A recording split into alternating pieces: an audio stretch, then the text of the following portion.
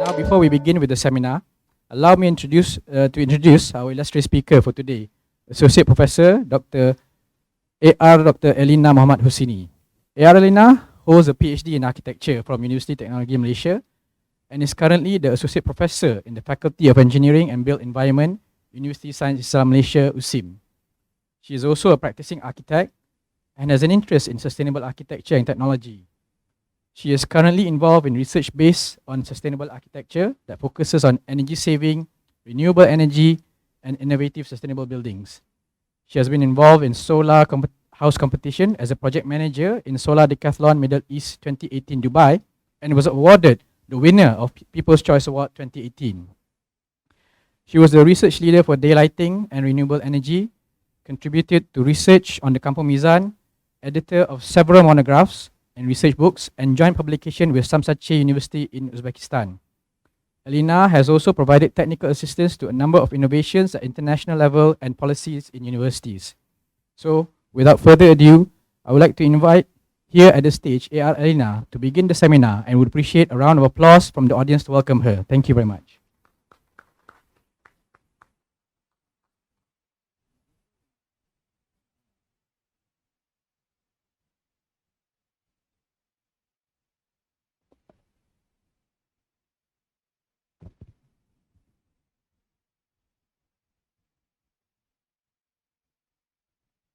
Assalamualaikum warahmatullahi wabarakatuh.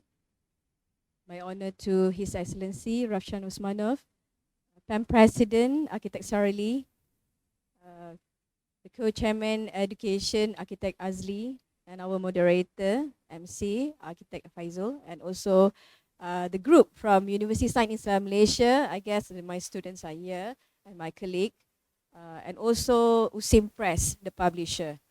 Actually, this is a great morning. I'm sorry to disturbing you, but I think I shall share you the experience, my journey to Uzbekistan in starting 2018, 2019, and hopefully there would be another project in Uzbekistan. I think we shall share the slide. Today we have lots of videos and also slides that we can share our experience. Slide 1.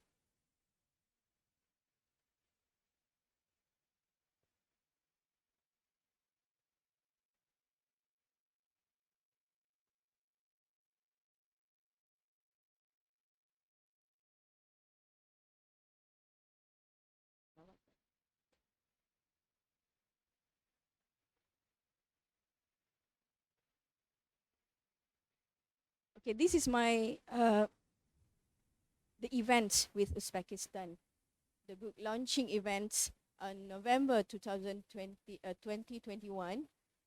with His Excellency and also our colleagues, publisher. So this is actually our product, the first product collaboration between Malaysia and Uzbekistan, and also the integration with the Professor Uralov. Next. And also in 2019, we have Global Islamic Student Outreach. We sent about 20 students there, measured the building, the traditional building. And also my experience in 2019 from March to April as a visiting professor. So we are given an opportunity to visit Tashkent, Samarkand, and also Bukhara. These three states are very, very magnificent to me because we are about to understand their culture, the social, and also the traditional building. So this is our first visit to Tashkent Institute of Architecture and Civil Engineering. This is where the collaboration began. And also we are introduced by the students and also the professors there to treasure what are the traditional and what are the symmetrical, the geometrical architecture in Uzbekistan. For me, this is not only the building, but also we love to be with the people there and also the food. First day, my visit to Uzbekistan, I'm quite surprised because there are lots of bread. So I thought that, oh, it's a plain bread, but it's when it's combined with a soup, that I think it would be very, very wonderful. So this would be a with lemon tea. I think it's with the lemon tea. So we enjoy the food. So 4 hours from Tashkent to Samarkand. So we're visiting the Samsache Institute. So this is actually the professors. We are giving thought about sustainability. For them, the sustainability comes from the geometric, comes from the traditional architecture, and also the materials. So we are having very much fun there.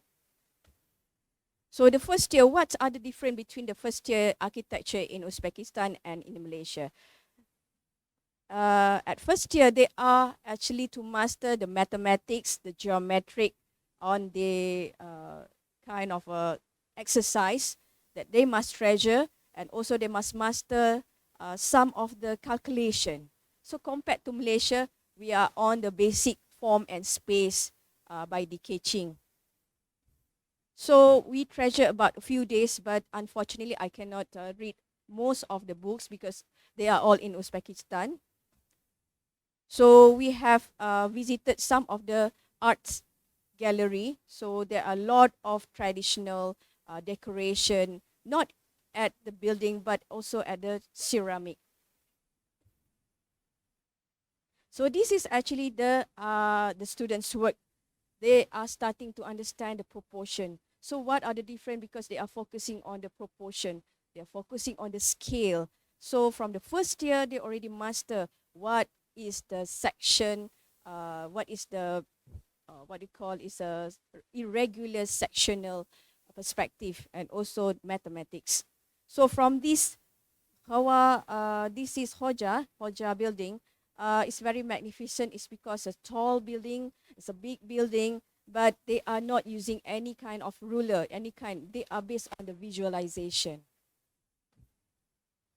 So we do have opportunity to have like biryani here, but it's actually palaf, yeah, and it's a horse meat. Actually, it's a horse meat to get eat together with palaf.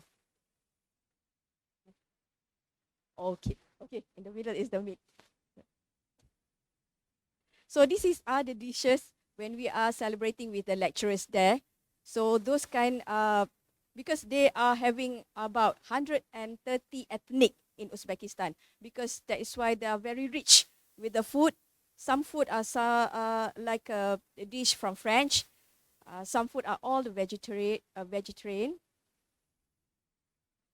So this is one of the culture. If in Malaysia we call it dodol, but in Uzbekistan they do have I'm not so sure what is the name. It's a because this is just like dodol in Malaysia. So this is a ceremony yearly. Yes, yes. Sumalek. Okay, Sumalek. In Uzbekistan we call it Sumalek, but in Malaysia it's just like dodol. So we traveled to Samarkand at the hilly side. So it's very wonderful to see all the greens. And in the middle here is a Prof Uralov with me, the main author of the book. Yeah. And also they are very rich with the tradition, the artists to have a Persian painting, but they transfer. Why Persian painting? Because in history, the people from Persian actually migrate to Bukhara. Bukhara, they opened Bukhara, the first area, first state for the settlement, and then there would be a invasion by the Mongols. That moment, particularly, I think the king, the emperor, is Amir Timur. Is the first Islamic Amir Timur opened Bukhara, and also after that, the scientist came in. Is the grandson of Amir Timur. Its name is Mirza Ulugh. So Mirza Ulugh is a scientist that introduced the sun, the hours, the calculation between the sun and also the moon. So from there we know that in per year is 365 days. Is actually comes the calculation from Mirza Ulugh.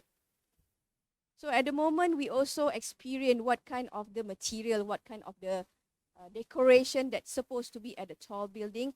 This is totally based on handcraft. There are no rulers. Okay. And my final visit to Bukhara, another 4 hours from Samarkand to Bukhara. So it's very lovely to see their artworks. And also the teachers there are also opening their own gallery. So everybody who wants to buy, who wants to experience, they are giving us to be at the gallery and do some paintings there. So this is the first year's projects. I think at the first year, they're already focusing on the geometry. And until today, this is a very wala building to show that the grand still stand there. So here we also has a similarity with the Persian architect. Why they are having a pointed? We call it the arch pointed because of the structure, because the load comes from the upper, and from the pointed they separate the loading. So this is what we call it, is a pointed arch. And also we can foresee that pitch deck is actually all those decoration to show the sectional because of the Uzbekistan scientists. They are focusing on the sun and moon. They are calculating the sun and moon, the orbit, and also when they are decorate the pitch dark here, it looks like people who wants to stand under the pitch dark, shows that a grateful worshipper towards the god. That is why the pitch dark is sectionally introduced like this. And last visit to Malaysia Embassy in Tashkent.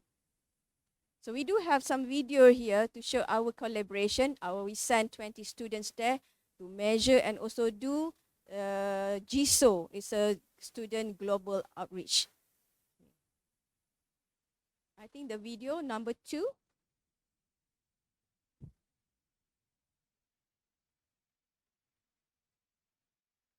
This is just the introduction.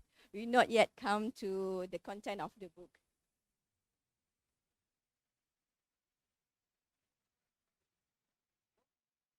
The sound. Welcome to the school. Right now we are visiting to one of our historical places, which is called Registan.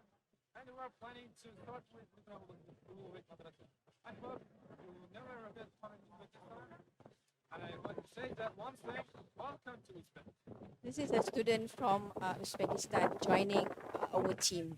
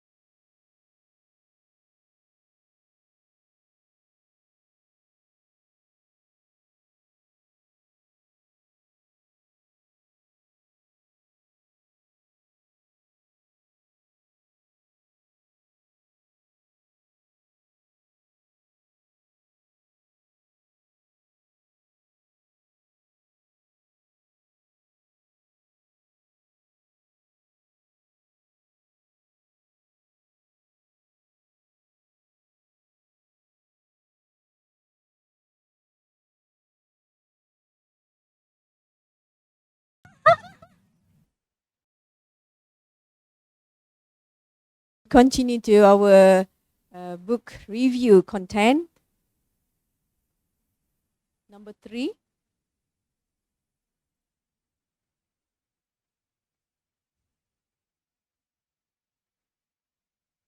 Okay, actually, the objective of the book is actually to find why the architects not only use the intellectual aesthetic scope, but they also need to understand how is the geometry comes from.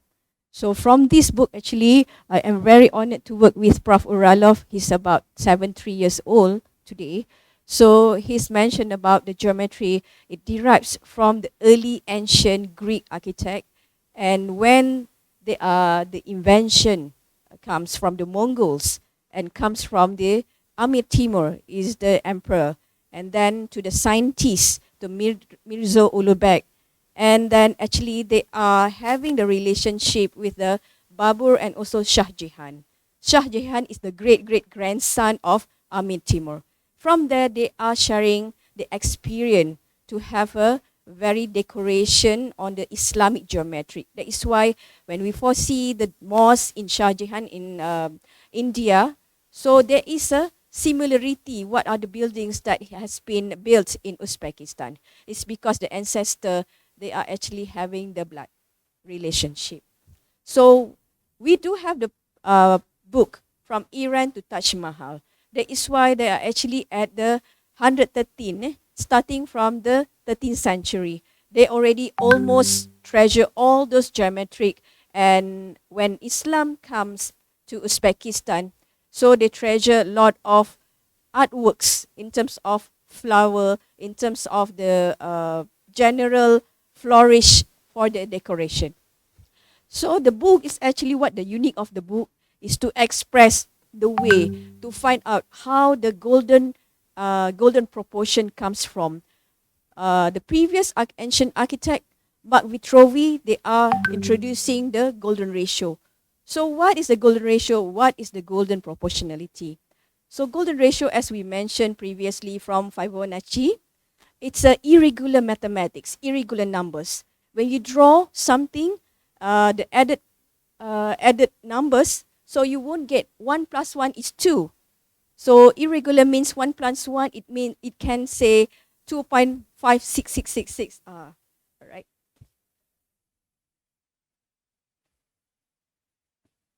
So this is about the history slightly.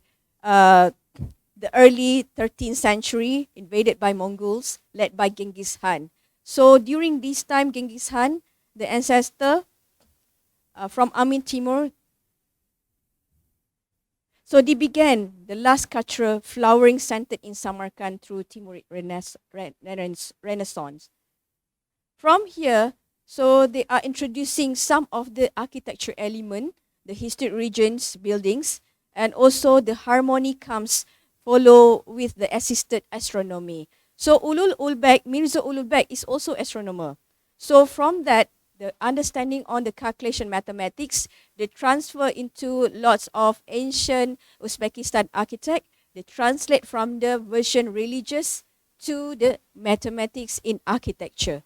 So for them, the understanding on the sun and moon to in terms of worshipper, so they are focusing on how does the people appreciation the work and also the character of the people when they are in the whole prayer. So from that, they study about the movement of the planets in the sky. That is why I'm saying that the pitch dark previously is actually at the sectional. So everybody who has to be in the pitch dark, they may see that they are seeing the God above.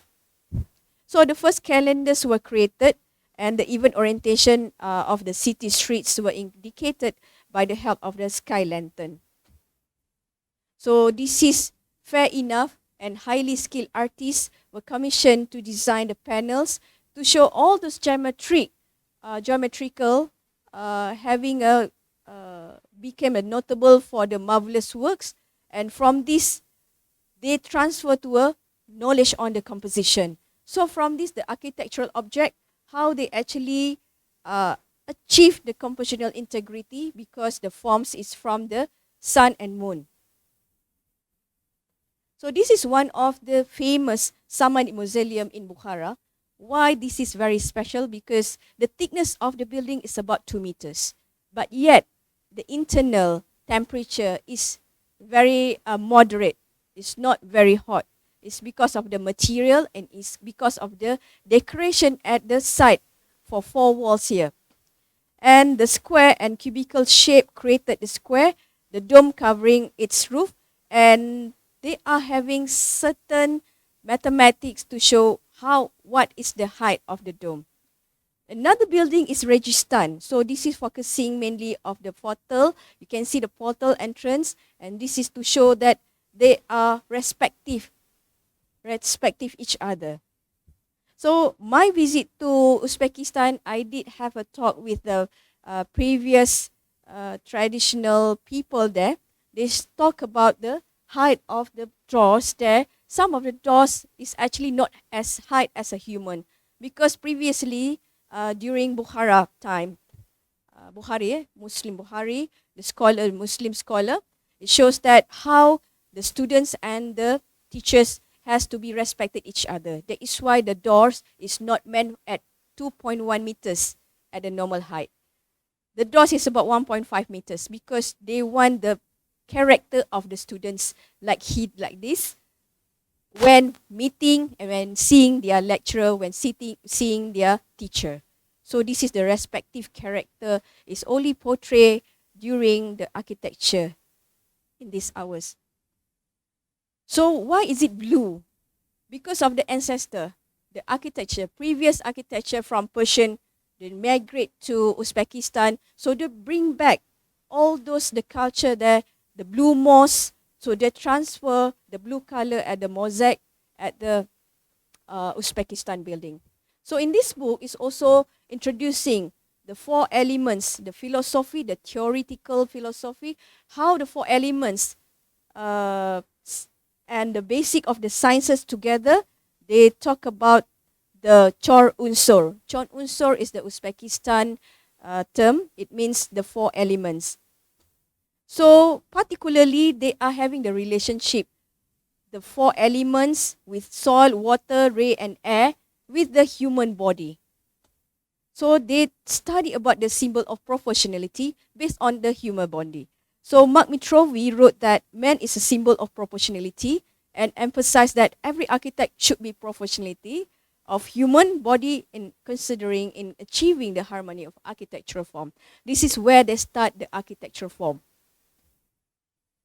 So it's a lot of mathematics. I'm not giving the lecture today.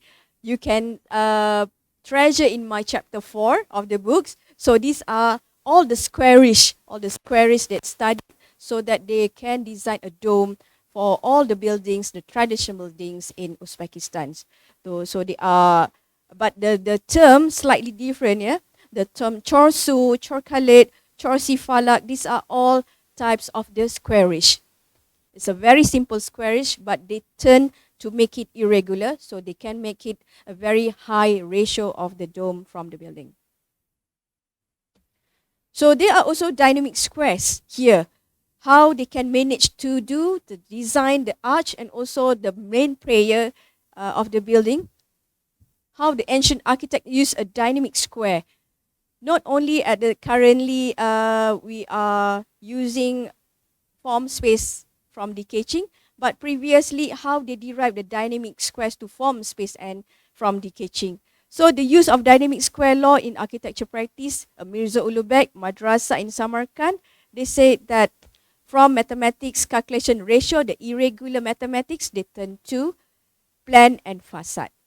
So this is in my chapter 5, in my chapter 6, they all treasure how the word symmetry from the Greek can explore the elevation and also the plan of the building.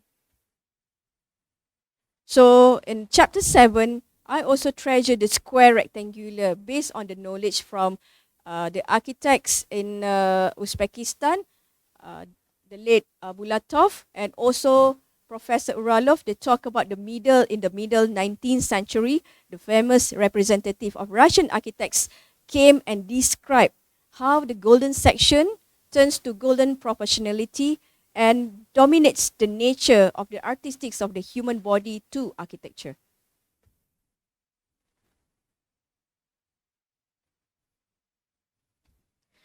So this law can be seen.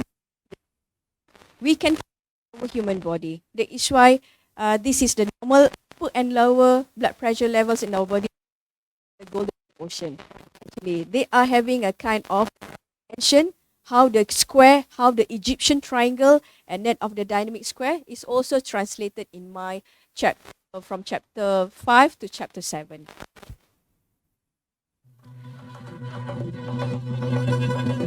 This is where the proportion of the height comes together with the irregular. We call it as the golden proportionality. So this is what I mentioned just now is the pitch dark at the point arch. And you may see that here is a giri. This is a giri, is for the ventilation. Giri in Uzbekistan terms. And this is the pitch dark, and this is a pointed arch. So the similarity with it, with the Persian architecture and also Uzbekistan, is because of the dome. They are having onion dome, and also they are having a pointed arch.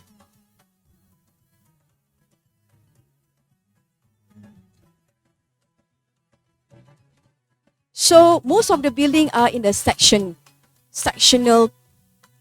cutting to show that this is the main entrance, and also the pitch dark to show the worshipper, the human, the god. And they are thinking about how the Ululbek, the scientists, talk about 365 days and also hours time they are representing. So from the architects, ancient architects in Uzbekistan, they turn it into architecture so everybody will feel beloved by the god.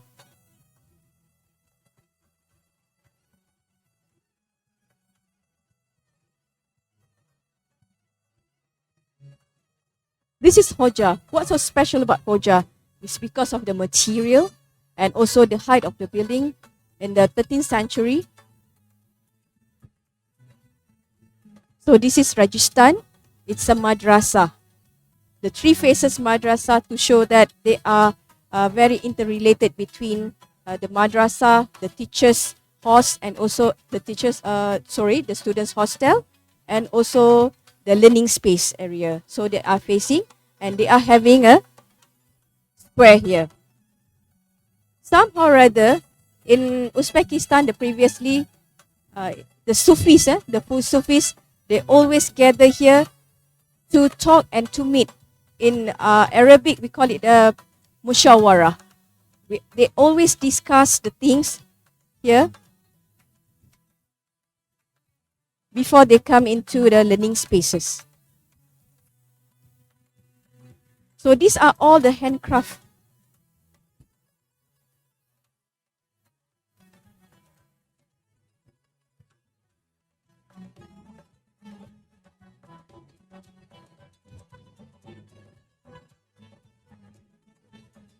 It contains about 200 pages.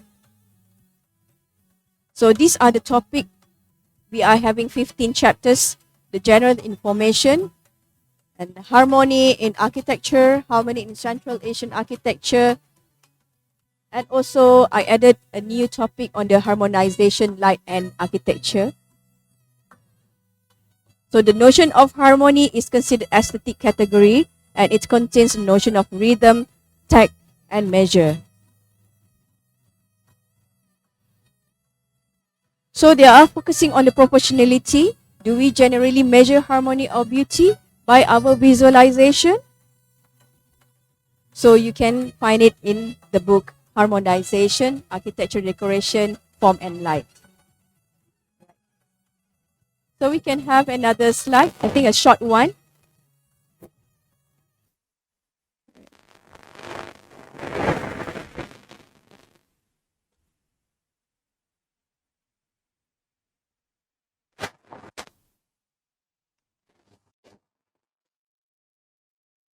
It's a light, light PAM 23rd.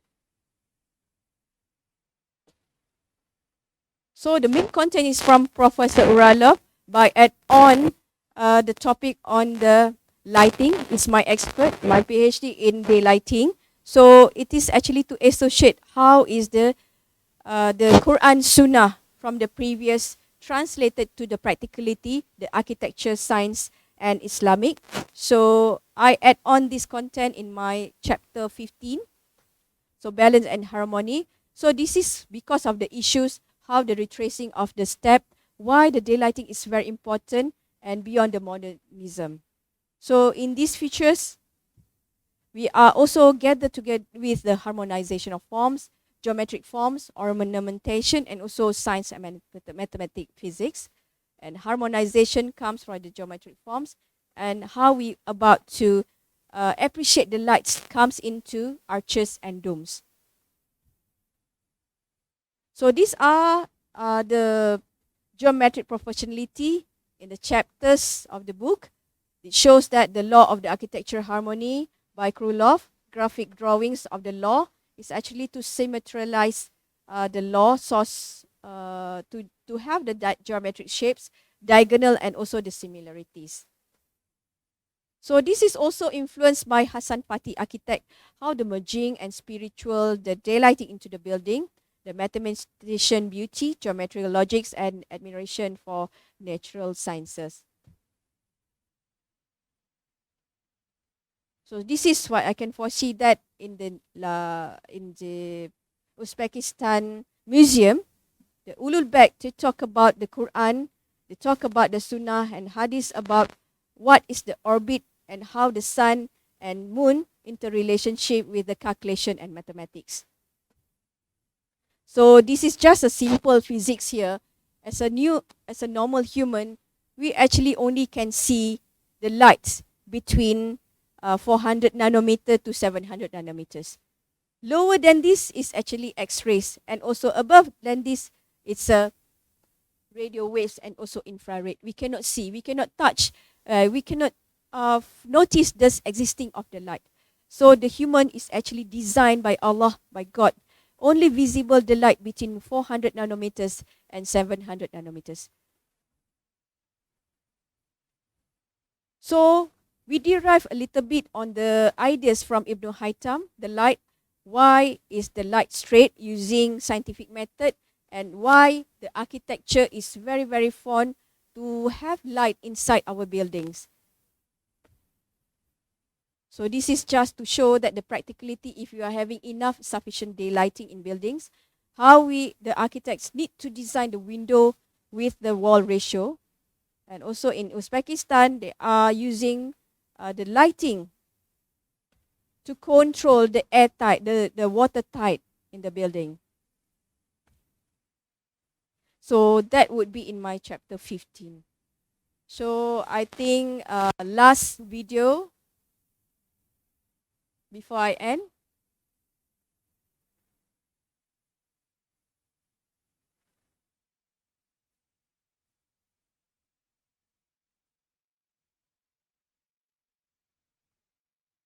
This is just to conclude the building that we have visited in Uzbekistan.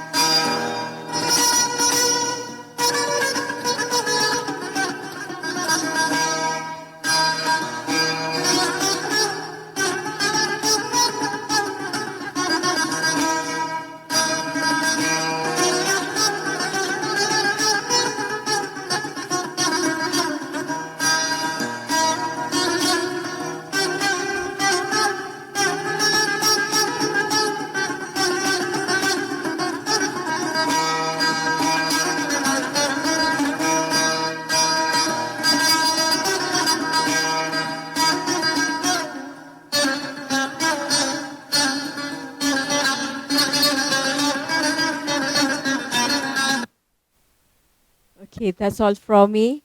So I think I really appreciate with the works, hoping that His Excellency give us a more opportunity from Malaysia to Uzbekistan, inshallah. And also there are lots of opportunity from the PAM President to give us works together with Uzbekistan academician and practitioner. Okay, with this, I thank you for everybody.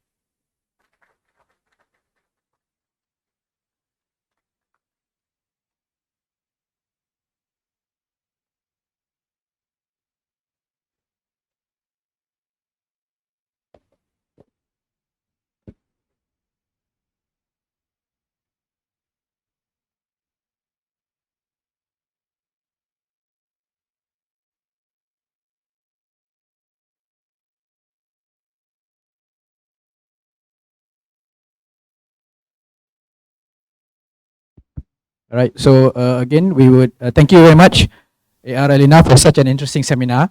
I know it was short and sweet because I think most of the content is inside the book. I think she just wants to give us a teaser lah. You can't reveal everything right now.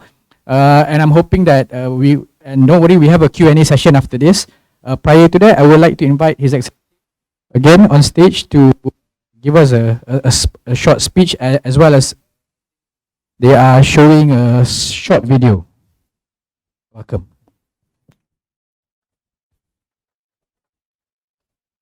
I just wanted to thank Dr. Elina for her work, and what I see today, it's a really great job.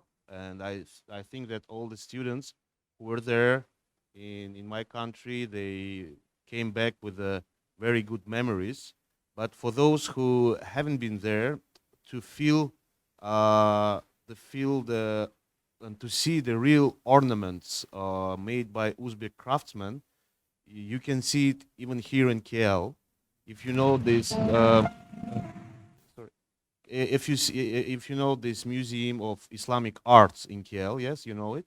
And if you go there, there are several domes, and all of domes from inside, they were done by Uzbek craftsmen. So even not going to Uzbekistan, you can feel it here in this country. And if I'm not mistaken, some decorations were done by Uzbek craftsmen also in Putrajaya Mosque. And for those who are from Sabah, for example, you can go if you will have opportunity to the big office, new office of the chief minister of Sabah. You will also see the decoration is done inside by Uzbek craftsmen. So you can feel the mood and the essence of that work even here in KL. So I would like once again to thank Professor. I would like to thank the president of PAM. So I hope this cooperation will continue.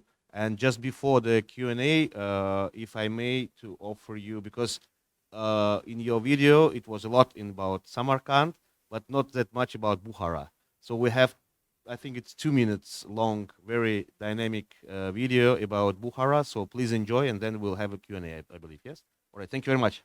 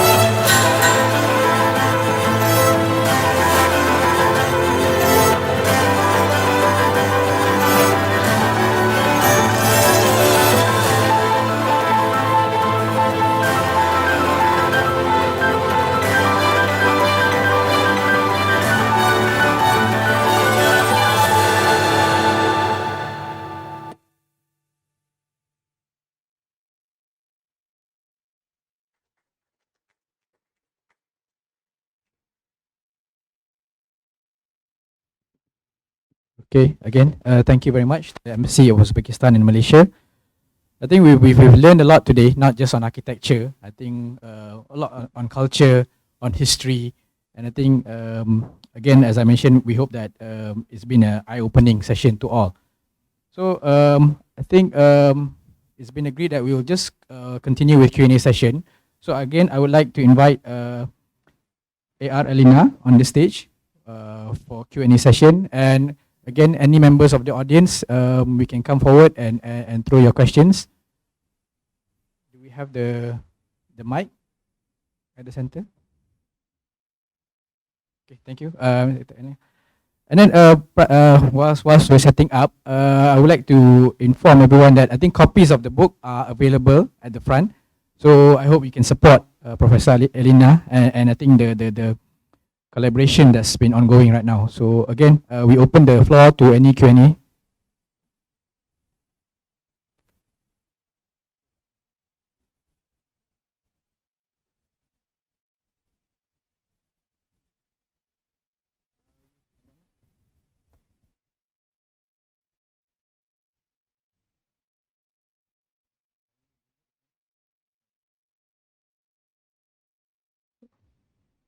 Okay, so before we start, I think again we encourage anybody to come forward for quick question and answers.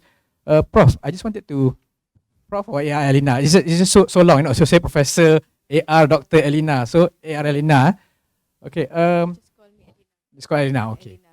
okay, Elina. So Hello. what prompted this whole collaboration in the first place? I mean, how did it all started? I know it's a mutual collaboration, but you know, I mean, suddenly what came to your mind to basically start this? Okay, I can foresee that Uzbekistan is a Central Asia. The first time our team have been in Uzbekistan is because they want to treasure Quran and Sunnah. It's from Imam Bukhari. So they have a lot of Quran and Sunnah to be treasured there.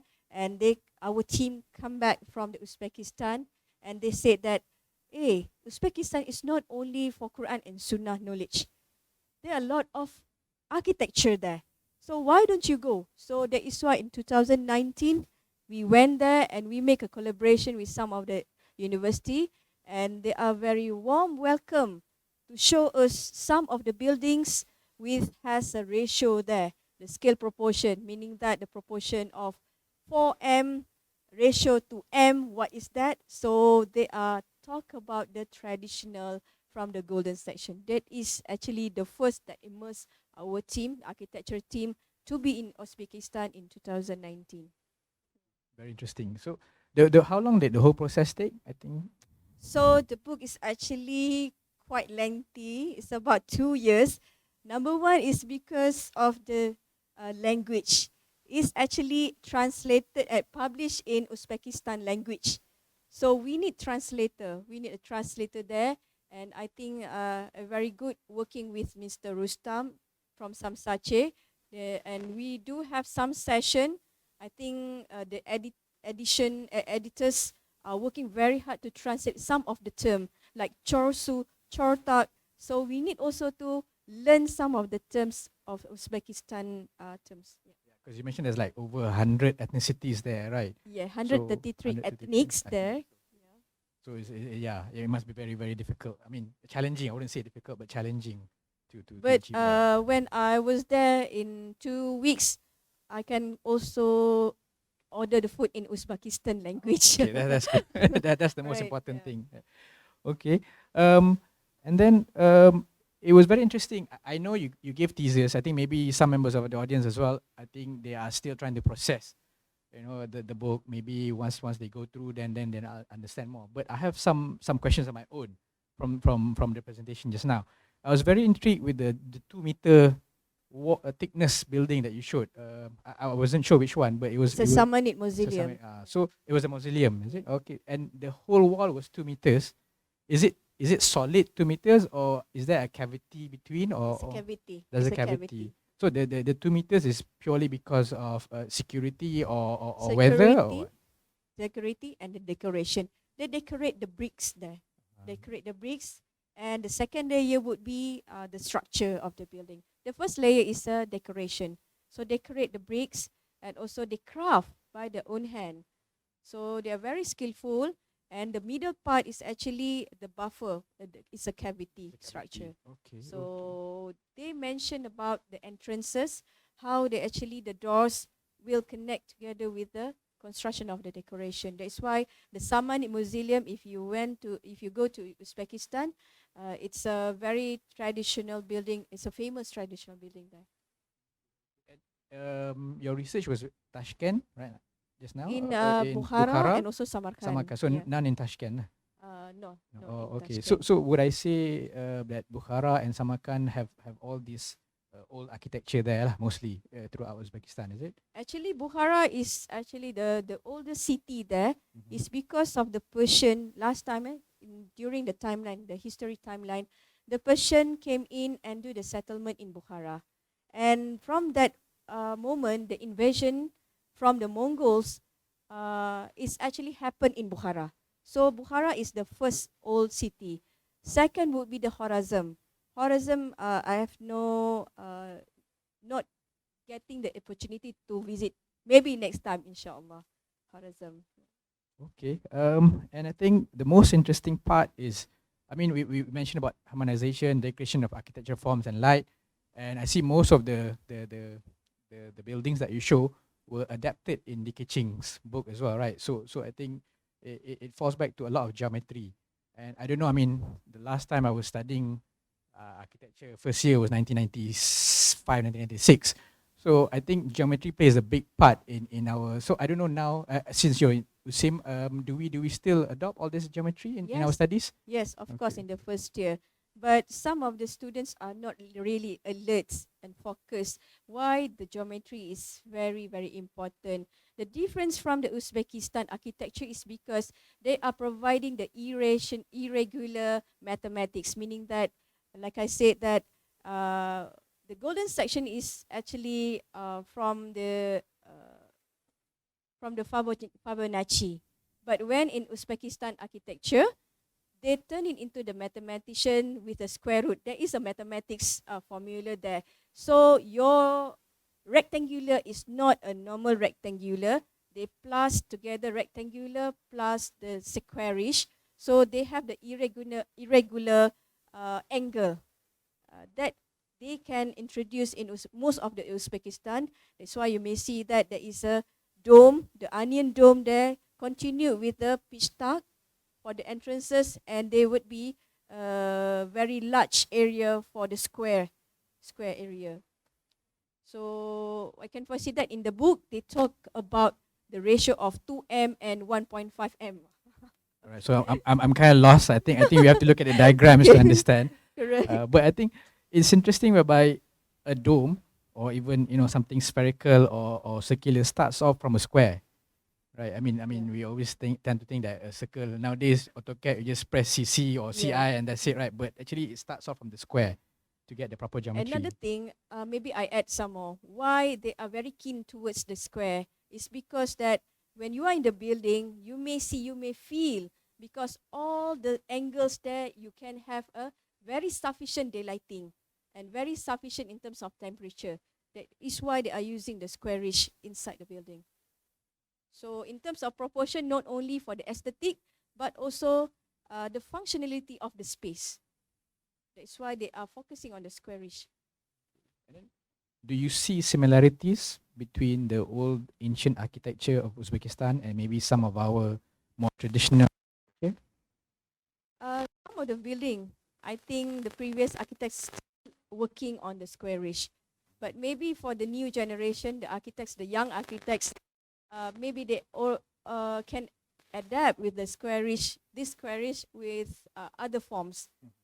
But please to understand how the irregular forms and space actually can contribute to the sufficient of functionality, lights and form.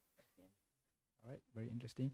And I think the other interesting fact was that when you mentioned about the building where the door was built at 1.5 meters because you wanted to have that sense of respect coming in, right? But I think if you look at our even vernacular houses, we have the bendol.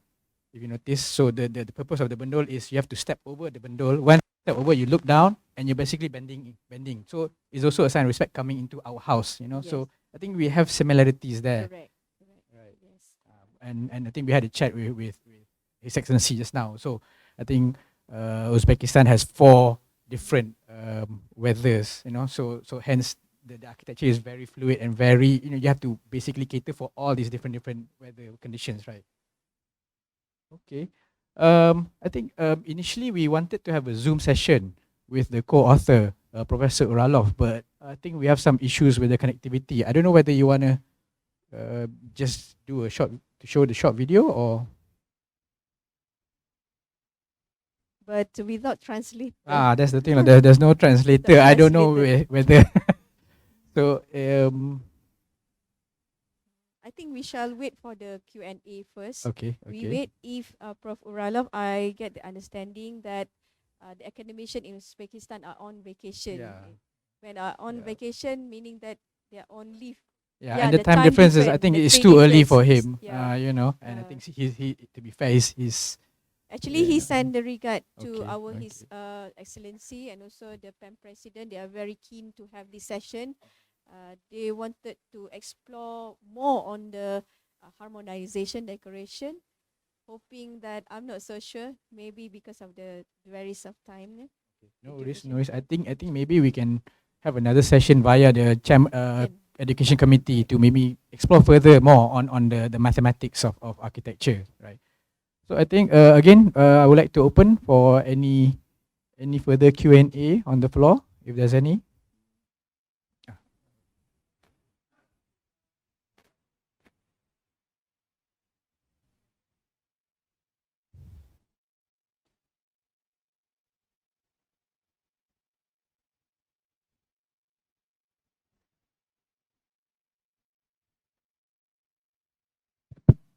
Yeah, sorry.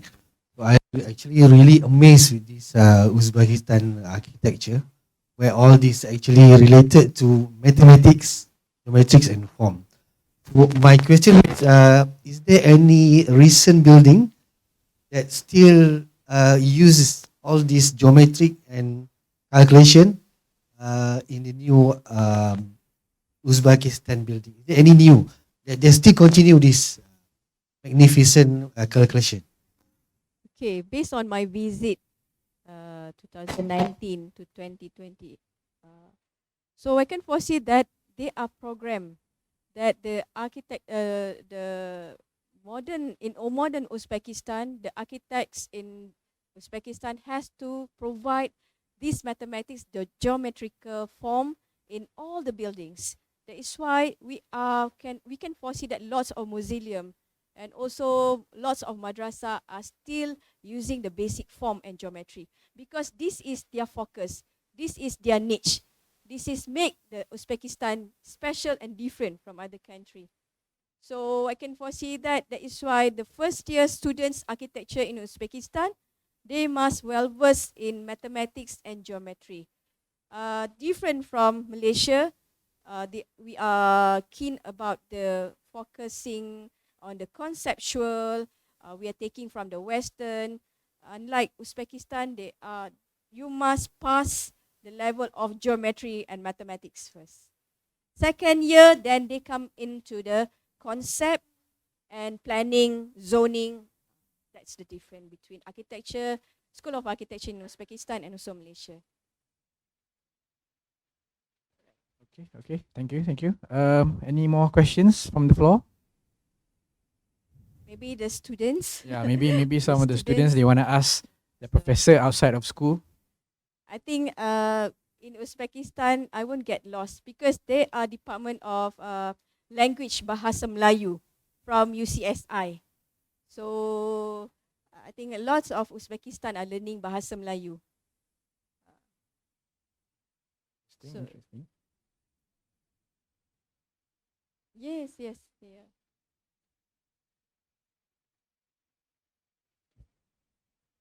Okay. I think we can move forward with Nia. Yeah. Okay. I think we'll have a networking session after this. So maybe if you have any other questions, I think AR Elina is very open to answer you, maybe outside of the hall afterwards. And again, as I mentioned, her book is outside. We can take. So before we adjourn, we would like again to thank you so much, Elina, and as a token of appreciation for her time and valuable contribution, I would like to call upon again AR Sarali to the stage to present a memento to the guest speaker, and I'm told that I think AR Elina also would like to present something to Pam. Okay, welcome. Yeah.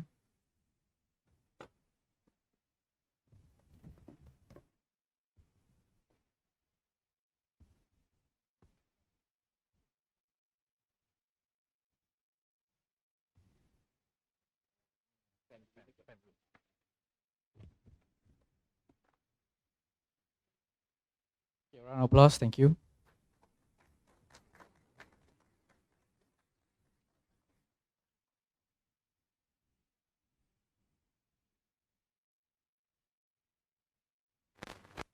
Is that a sign? Yeah. Not yet. Oh, okay. Later. Okay.